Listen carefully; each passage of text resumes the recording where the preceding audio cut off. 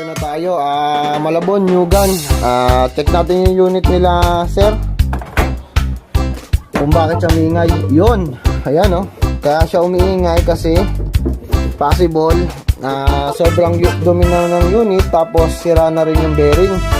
Kaya siya umiingay. Pero i-check namin, babaklasin namin to para malaman namin kung may tama na yung spider or hindi pa, kung goods pa. Tignan natin baklasin ngayon para maano natin to, ma-repair at ma-cleaning natin ng sabay. Baklas na namin. Yan, buo pa naman yung spider niya, madumi nga lang at medyo tinalsikan ng ano to, ng grasa pagka sinira ng bearing nito. Ayan ha, ayan siya. Ayan ang re-repair namin, tapos ililinisin din namin. Yan, buwas na lang pagka gabi. Ayan, nabaklas na lahat. Yan, lilinisin na namin siya ngayon para maibalik namin siya ng maayos at mabalik namin yung oil seal at bearing. Sira nito oil seal at bearing.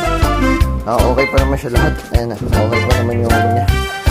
Atin ang video na binubuo kanina, pero yan, buo na po namin. Konting ano lang, ayos na, tapos babalik namin sa dati lahat para matesting na. And wala nang ingay yung ano niya, drum niya, saka wala na rin kalog. Wala nang kalog. Update ko lang kayo. Nalagay na namin yung display, yung kaha, lahat. Tapos ibabaw na lang, tsaka dito. Tapos testing na lang namin. Video ang kulay pagka testing na namin. Yan, pag-washing po muna natin. Binaklas po namin lahat dyan. Yan na. Quick wash. Yan, karga ng tubig. Ang lakas na. Yan na lang natin mag-function. Yan o, function yung unit.